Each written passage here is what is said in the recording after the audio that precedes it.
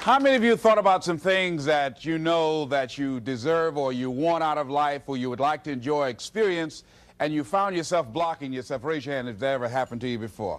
All right, very good. Here's what I want you to do. Shake somebody's hand on your right and your left, and here's what I want you to say. Whatever you're seeking, it's seeking you. It's seeking you. You can have it. You can have it. Give yourselves a round of applause, all right?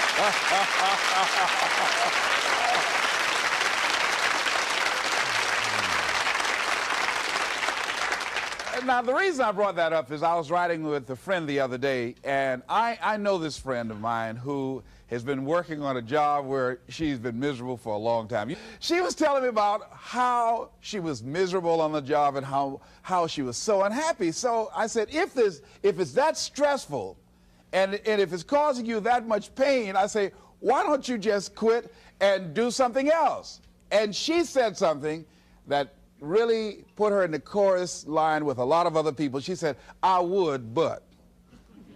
And then I started thinking about that. I said, let me take a poll. So I started talking to other people, and I would ask them what they were doing. And I said, but is that your passion? And they would say no. I said, then what's your real passion? And they would tell me what their real passion was. Then I said, well, then why aren't you doing what you really want to do? Oh, I can do it, but. And they would continue on. So this word, but just kept on coming up. And then it also has some friends like woulda and coulda and shoulda. And one day, I'm going to have my own business. Those people who talk about one day I'm gonna. Some of y'all know some of those one day I'm gonna people. Raise your hand. Some of you get up in the morning and look in the mirror at that person. I just tease it, all right? So how is it that many times we block ourselves and we use these words almost like we're in a trance, like we're sleepwalking through life, that we find ways to cancel out our dreams? And I think that but is a dream killer, that a lot of things that we want to do, a lot of places we would like to go, a lot of things we would like to experience, and we just stop at but, and we build a case. In fact, I was reading something the other day that talked about but. It says, but is an argument for our limitations. And when we argue for our limitations, we get to keep them. See, but will cause you to procrastinate. But will cause you to hide out behind fear. But will cause you to come up with all type of excuses that you can validate your inaction and not acting on your dream. And right now, more than ever, people need to look for ways to live their dream. People need to look for ways to make it on their own. There is no such thing as job security. There's no such thing as a storm-proof or tragic-proof life. There are no guarantees today, ladies and gentlemen. The illusion is gone. There was a time when we graduated from high school, you were told, go to college and get out, and you go and work for a corporation for 30 or 40 years, give your gold watch, and you'll retire. Special announcement, that day is gone. That day is gone, never to return again. So instead of people living in fear, feeling stressed out, feeling powerless, feeling like victims, I think it should be a time that we need to begin to look at ways that we can become an active force in our own lives. Look at ways when we can decide to take charge of our own destiny. Look at ways when we can decide to design a life of substance and begin to truly live our dreams. And it's time for people to decide, I'm ready to get on with my life. Shake somebody's hand on your right and left. A guy named Bob May say this, don't let nobody turn you around. Do that right quick.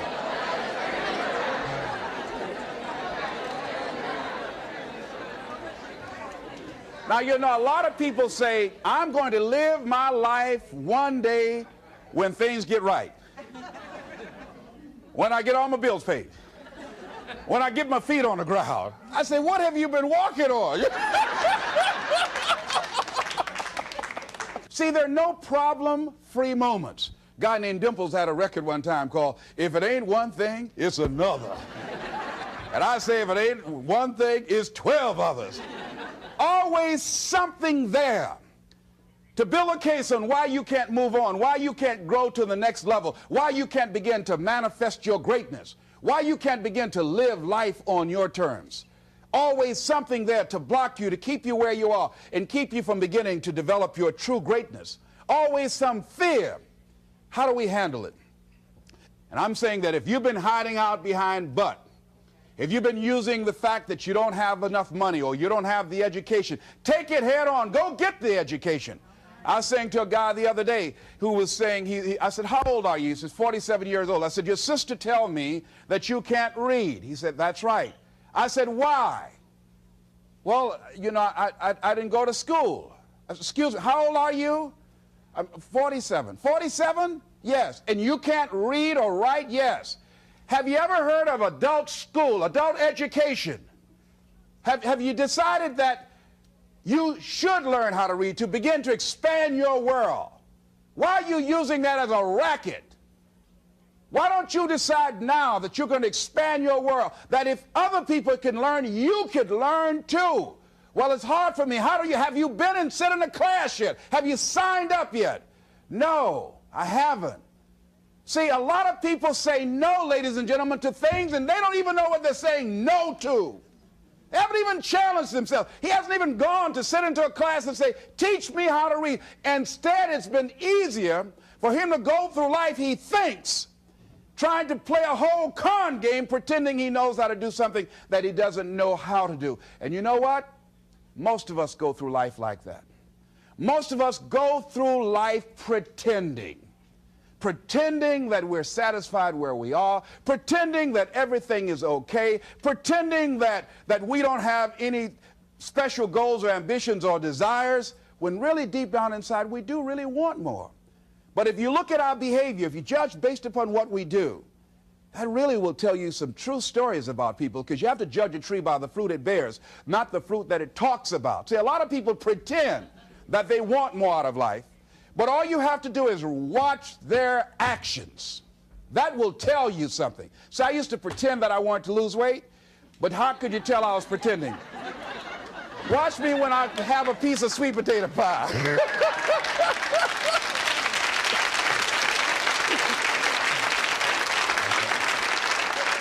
Let me get within walking distance of some peanuts, some potato chips. See, I was pretending that I really wanted to lose weight. No, all you do is watch what I eat. I tell you what I'm seriously committed to. People will tell you, oh yeah, one day I want to have a restaurant. See, they're pretending they want to go into business for themselves. They're not serious. How can you tell, Les? Watch their actions. Watch what they're doing. The proof is in the pudding. So if you want to do something, if you thought about something you want to do, take it head on. Decide that you're going to start looking at it, start doing research on it, start tackling it, start becoming involved in whatever and wherever it might lead you, to begin to explore the possibilities in that particular thing that you're seeking, so that you can begin to learn all you can about it. Decide that you're going to face it, that whatever shortcomings you have, that you're going to strengthen yourself there. Whatever training that's required, that you're going to go get that training, that you're going to get started right now.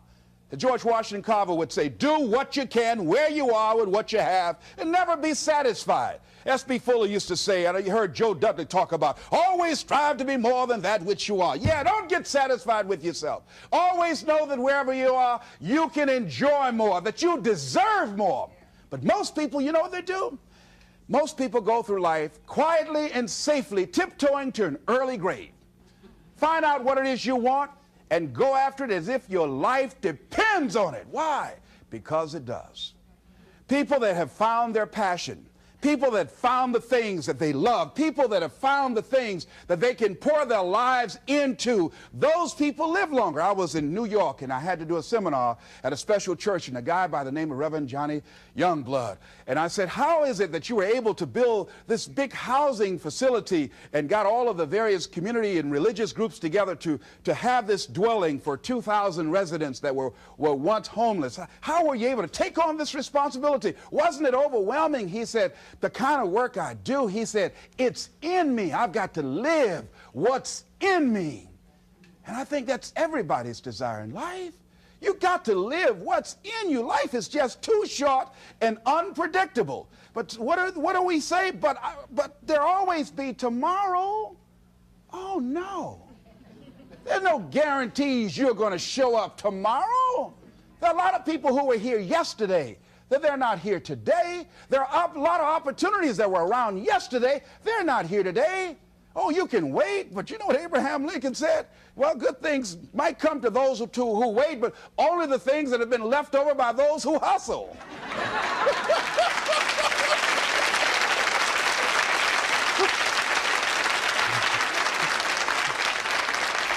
So who want to go through life picking up leftovers? You deserve much more than that. The leftovers is somebody has left you. So take it head on, begin to explore it. Here's something else. Decide to do it now. Decide whatever you want to do, that you are now going to become actively involved right now, exploring the possibilities for you. That you're going to look at it and do just a little bit of it right now. When I decided to become a speaker, I didn't just quit my job and just ran out and say, I'm a motivational speaker. No. What I did was I decided to start looking at other people that were involved in the speaking profession. I volunteered to work with some speakers so that I could learn. Whatever you want to do, get your feet wet. Gain some experience doing some volunteer work in the area and find out whether or not this thing you want to do will fit for you. A friend of mine told me he wanted to have a restaurant. I said, have you ever operated a restaurant before? He said, no. I said, well, really, you don't even know if you want one. I said, what's your expertise? What do you bring to the table? He said, I can cook real good. I said, but what about the management side? What about the business part of the restaurant? You're not going to be cooking all the time. Somebody's got to receive the money. Who's going to manage the personnel? He said, you got it right. You got a point there. So this guy got a job in a restaurant in the evening time on a part-time basis. After doing that for a while, he said, you know what? I think I just want to be a chef. He said, after working there, people didn't show up to work. He said, it's hard to find the help. People weren't responsible. The headaches, the guests were just giving him problems day in and day out. They weren't ever satisfied. He said, no, I just think I'll stick to cooking. See, you got to find out what fits for you. Because you might decide that after you go up in there and examine it and experience it and get some experience under your belt on it, well, you say, this is really not what I want. This does not fit for me. So decide that you're going to do that. Now, John H. Johnson said something that's very important. He said, there's no defense against an excellence that meets a pressing public need. See, whatever you decide to do, look at it and find out what is it that I have that I could bring to the table that can begin to enable me to ensure that I could be successful in this. Where is the opening for you? There's room for you out here in the arena called life. There's room for you to come out and live your dream. Don't allow but to keep you in the corner, or keep you up in the bleachers, looking at life, being a spectator, not being a participant, making a difference in life. I believe that all of us came here with something. All of us showed up to give something, and that nobody's going to give that service that you have to give. No one's going to produce your product. No one's going to write your book. No one's going to open your academy. No one's going to begin to create your daycare with a special curriculum to help to cultivate the high self-esteem in our children. That's your idea. And if you don't bring your idea out here, when you die, all of us will suffer because we've been deprived of your genius because you allowed but to keep you in the bleachers and not pursuing your greatness. You take it to your grave with you. And that's what most people do. I think that's why the guy said that many people die at age 21 and don't get buried until they're 65. They're walking dead. You can tell them by the way they walk. How they look in the face. When they speak to you.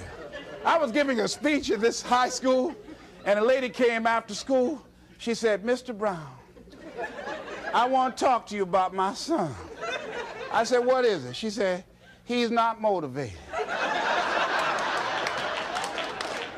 I said, I wonder why.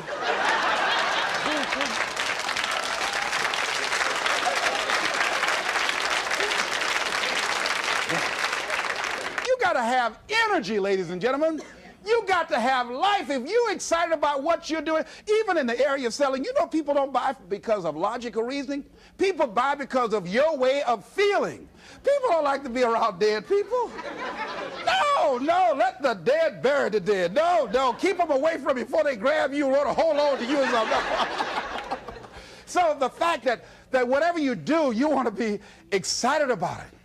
You want to have the kind of excitement that is so contagious that people want to be around you. Because whatever you're doing, whatever you talk to people about, this particular idea that you have, They're looking at you and they want to know, do you believe it?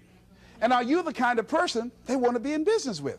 And if you're not positive, if you're not energetic, if you're not fired up about it, how can you expect anybody else to be fired up about your idea? Am I right? All right, repeat out to me, please. I'm going to be fired up about my dream. I'm going to go at it with everything I got. Shake somebody's hand on your right and left and say, you got what it takes.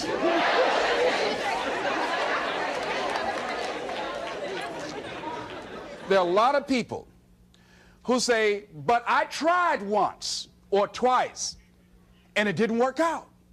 And so they use that as an excuse not to ever come out again. Guy said, if at first you don't succeed, you're running about average.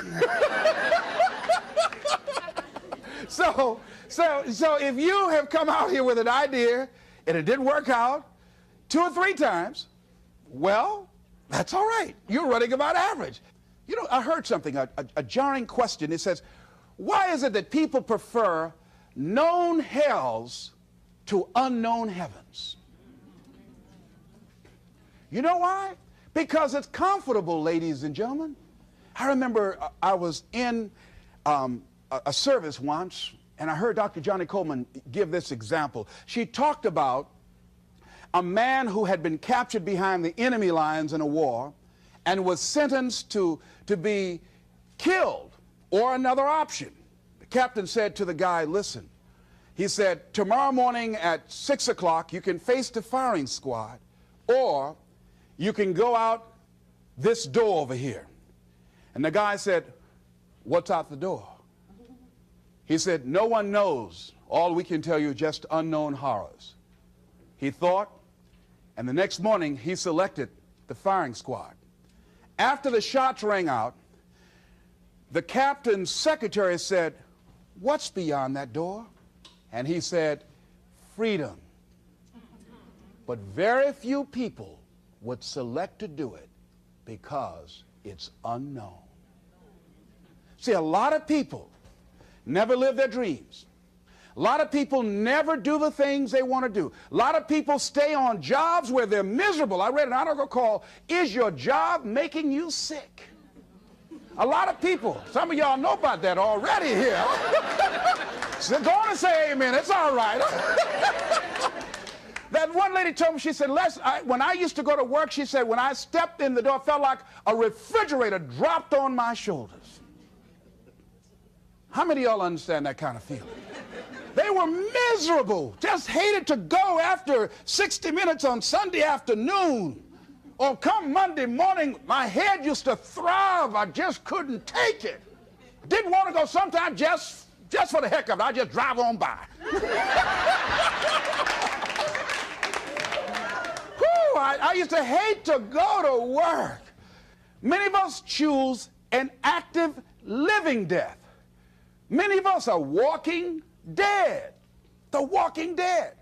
That we're not doing what we want to do. Many of us stay in relationships where we're dying together rather than growing and expanding and living together. We're miserable, but because we don't have the courage to see ourselves beyond that relationship that has turned toxic, we go through life living dead people. And you can always tell couples that have been together for a little while. Go in a restaurant, the ones sitting side by side, giggling and talking to each other, feeding each other with their fork and spoon, they just got together for 1 week. You see them in the car, they're sitting all up each other, hugging and slugging. Oh, they've been together about 3 days, all right? But if you see people sitting in a restaurant, see a couple, and they're sitting in front of each other. Takes so long for this food, I wonder when they're going to hurry up. Those are the married ones. Oh,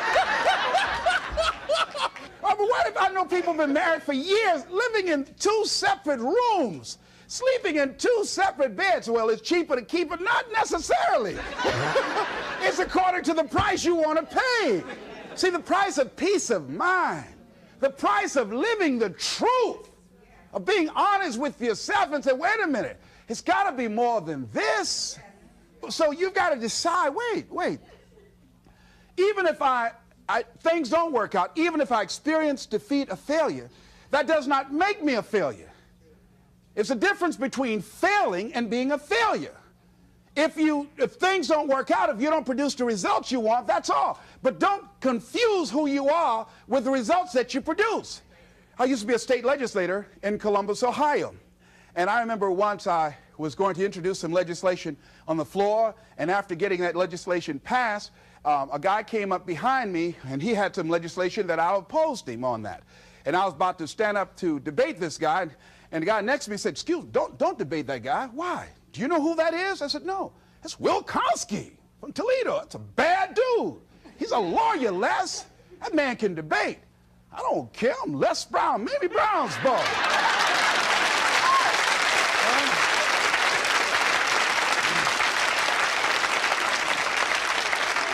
So I raised my hand. "Mr. Speaker," he said, "the gentleman from the 29th House District." I said, "Yes, sir. To tell the gentleman I'd like to take him on. Challenge him on this legislation." He said, Will Kosky said, "I would more than like to, Mr. Speaker." Everybody would say, "Whoa." I asked him some questions. He responded. I say, I wonder why I asked that man that question. Will Kosky wore me out. I mean, I was so embarrassed, I just limped back to my room with my yes, I can attitude. However, here's what I learned. When you win, see, if I win a debate, I win because of what I know. When I lose because what I don't know. So I had to check out, what is it that I did not know? I wasn't prepared. I did not do enough research. I did not do my homework. So he handled me like he wanted to. So I came back again. I waited on some other legislation, did my homework, but he was more than able to take me out again. But pretty soon, each time it would become a little bit more difficult and a little bit more difficult. And the older guy said, "Would you argue in behalf of this legislation for me?" I said, "Sure." I started volunteering to do work in the legislative committees for the older guys. I said, "Absolutely." And the more I did it, the better I became. And then people began to start respecting me. And when I would ask and say, "Mr. Speaker, I'd like to speak on that bill," some guys' lips start trembling and stuff, like Jimmy. Wait a minute, is there anything wrong? Do we have a problem here?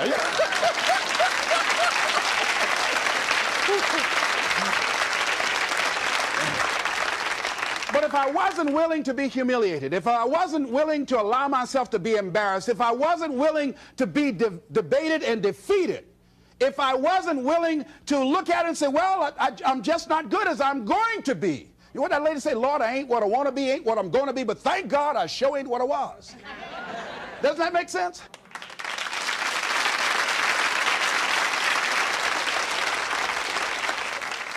See, you want to learn all you can in life. You've got to be willing to experiment.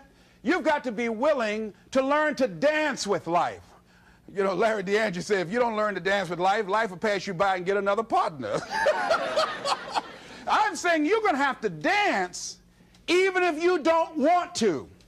You're going to have to dance with life. So you might as well learn you some steps, because it's going to drag you out on the floor anyhow. So you better get out there and try to do the twisters. Try to do something, say, "Life, is it looking all right?" Because life going to put some knots on your head anyhow. I mean, he'll come up in the bleachers and slap you before everybody. That's why? That's called life. No one is immune. Just think, just over a year ago, everybody's talking about Donald Trump. He was a darling of America. The American dream fulfilled. Just over a year ago, less than 2 years.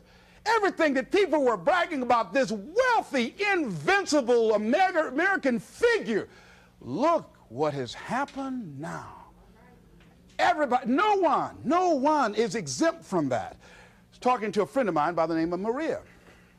And Maria, who was diagnosed as having muscular dystrophy at age 15 and wheelchair bound, figured that enough had happened to her. She was somewhat immune, she felt, unconsciously, from any more accidents or misfortunes in life.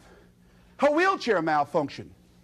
She fell out, suffered a closed head injury, almost went blind, lost her memory and concentration for a long period of time. She said, "On that day, Les, I decided to live." I said, "Why?" She said, "Life is about today." She said, I felt because what had happened to me, I was exempt somehow. No, no. Life will knock on everybody's door. I don't care who you are, care how nice you are. Life will come get you. People will dislike you because you're nice. Oh, she thinks she's nice. She's Miss Goody Two-Shoes. People will dislike you because you look better than they do. Because you have more than they do. They'll be envious and make up lies about you and attack you. Be envious of you. Why? I don't know. That's the way they set it up. I don't know. I don't even ask any questions. That's just the way it is. That's the way it is. Handle it. And that's what Maria said. Les, I'm going to live. She said, and they told me I was going to go blind. I said, wait a minute, can you imagine me around a shopping center in a wheelchair and a walking dog too? Oh, no. She said, I'm going to see, Doc. I've got to. And she can see today. That willpower, that determination, very positive, upbeat person. I say, but don't sometimes you feel sorry for yourself and don't you wish you had the capacity to do what other people do? She said, I don't waste my time comparing my condition with other people, one. And she said, people that suffer from a lack of motivation suffer mainly from a lack of self-appreciation. She said, I know that I have value, and the fact that I'm in a wheelchair doesn't make me any less of a human being who can contribute something to life.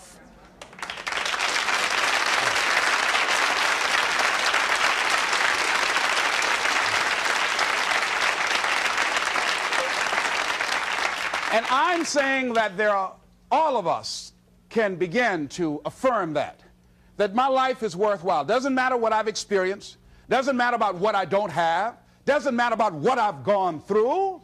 What's important is that where I am right now, that I live life and I experience my life fully. She said, Les, before the accident, I wasn't living 100% of my life. I said, what were you living? She said, around 20%. And I said, you know what? I said, I know what that's like. See, if you go through life holding back, and most of us do, most of us, if we ask ourselves, have we done all we can do? Most of us will have to answer, no, we haven't. We've been holding back. We have ideas that we don't act on, things we want to do. We're afraid to take chances. We go through life trying to seek security and not coming outside of our comfort zone, and we take most of our stuff with us to the grave. And I'm saying that the fact that you're still here, that you're still breathing, you've got some more work, and you owe it to yourself. You owe it to yourself. So when you get up in the morning, that you can look yourself in the face and say, hey, I'm living my life on my terms. That's important. Not to give up on your dream, not to give up on yourself. Now, are there going to be some moments when you want to give up? Yes. Will there be some moments when it's going to seem like it's impossible?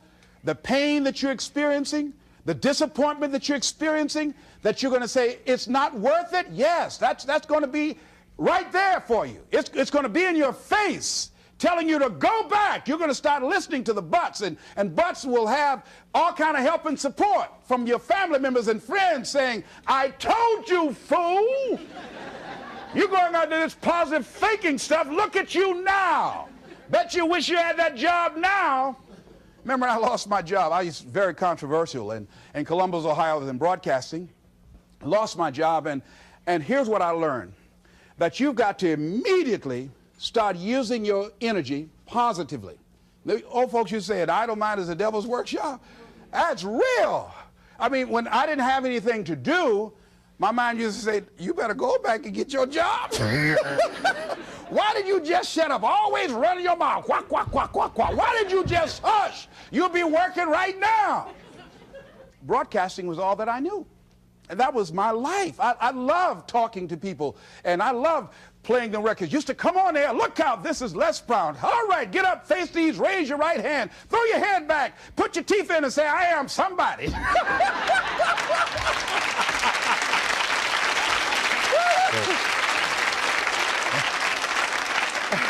Now, here's what you discover when you're real good at what you do. A lot of people will find you to be a threat. They won't hire you. Oh, they want people in there they can control or dominate. So if you're a high-powered person, sometimes that can be a liability for you. So it was difficult for me to get a job in broadcasting. Did not get a job in broadcasting. Had to take another route. Had to begin to use my talents and abilities in another area. Wherever you are right now, I'm saying to you, you've got at least 3 or 4 or 5 talents that you are not even aware of right now. And you'll never be aware of them unless you come outside your comfort zone and challenge yourself to develop your talents and abilities, to see what it is that you might have a knack for, that you haven't discovered as yet. See, most people never discover their true potential or their other talents and abilities because they figure that they're one-dimensional. And they don't try and stretch themselves and learn more. Guys say, he who learns the most earns the most. See, if you start learning more things and finding out and experimenting with your life and finding out what else fits for you, here's what you discover, that as you start working with it, and the more you do it, the more you realize other ideas coming to you, the more creative you can become.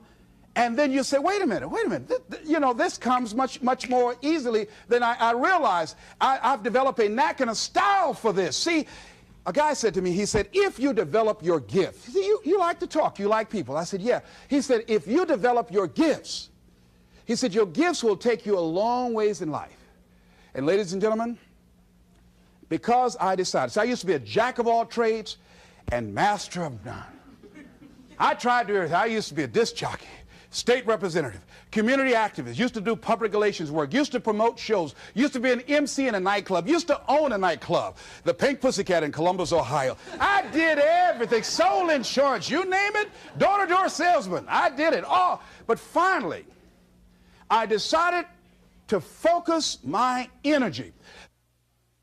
I looked at all my talents and abilities.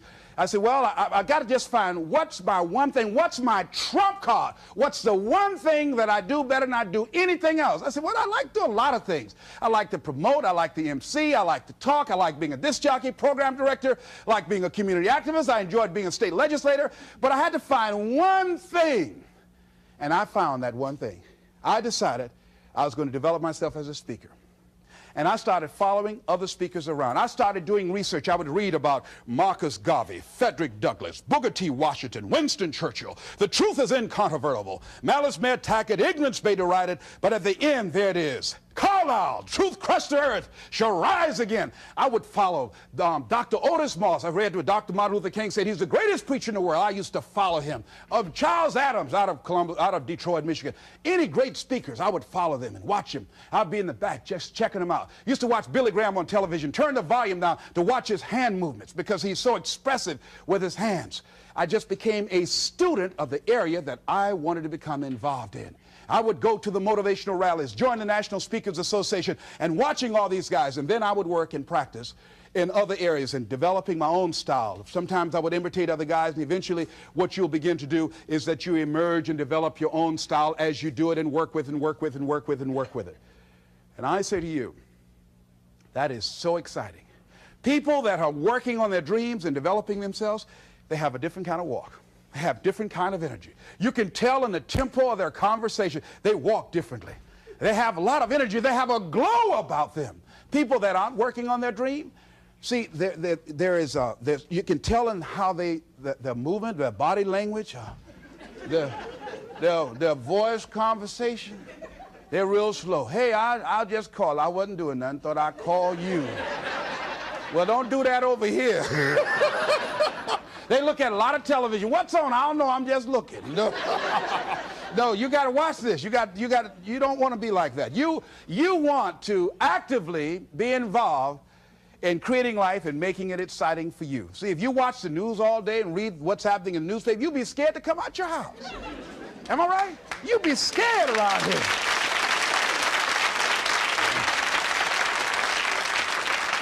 See, you got to keep the little boy and the little girl alive in you. See, most people don't smile. You know that? Just smile. Just smile sometimes. You know, even if you're homely, you look good when you smile. Why good?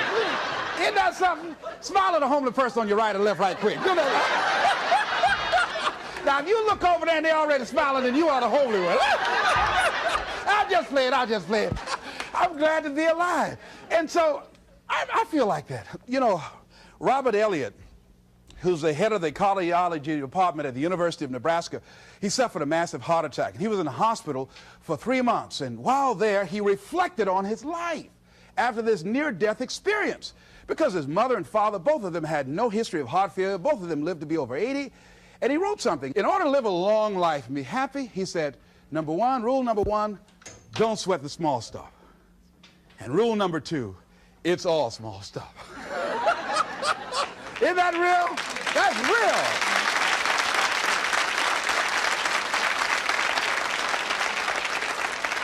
See, if you're working on your dream, sure there are going to be times you're going to want to give up. Sure there'll be times in life I'll knock you down and catch you on the blind side. But the challenge is to hold on. And if you hold on tenaciously, I say the universe is on your side. A way will come out of nowhere. Someone will step forward and help you. Just a blessing. Who are you? I don't know, but thank you for coming. Hey.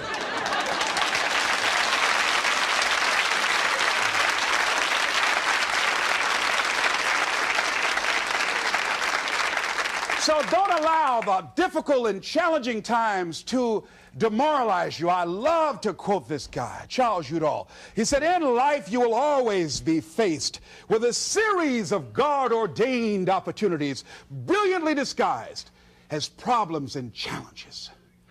And I'm saying, in your hands, you have ideas. You have been given something to bring to the universe that was not here before you showed up. See, nobody, ladies and gentlemen, is going to give Les Brown's speech. This is my speech. The motivator from Detroit, it's my speech. You can't take Mamie's boy. You can't take my speech. No, you got to go get your own speech. You can't come up here and take my speech. No. So I'm saying to you, can nobody take your good? See, that which is meant for you has your name on it. No one can take your good from you. That's you. That work you've been given, that idea that you've been given, if you don't come out here with that idea, no one's going to bring your idea out here. Whatever you're sitting on, whatever idea you're working on, whatever passion, you got to be like Johnny Youngblood. He said, hey, I've got to live what's in me. And let me tell you, I'm happier than I've ever been in my life. Why? I got peace of mind. You can't even put a price tag on that. I'm doing what I'm supposed to do.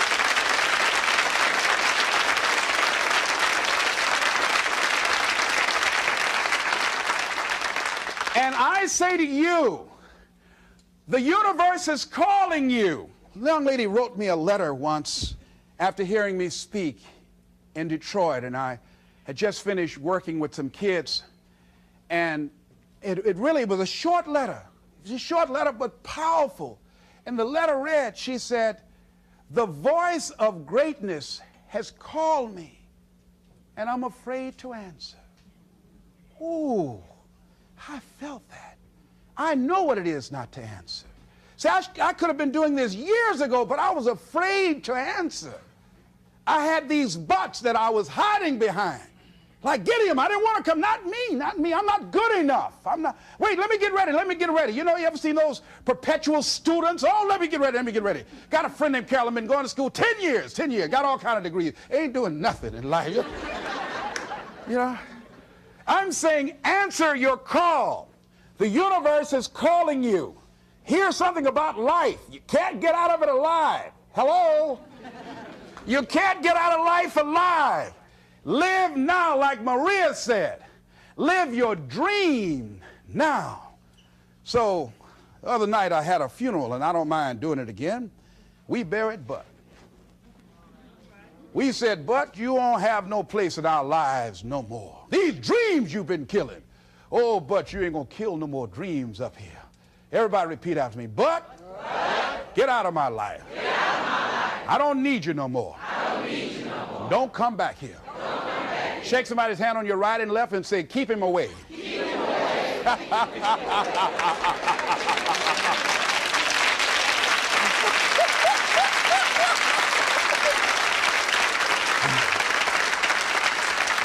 So finally I say, look at your life and decide that my life is beautiful, that my life is meaningful to me.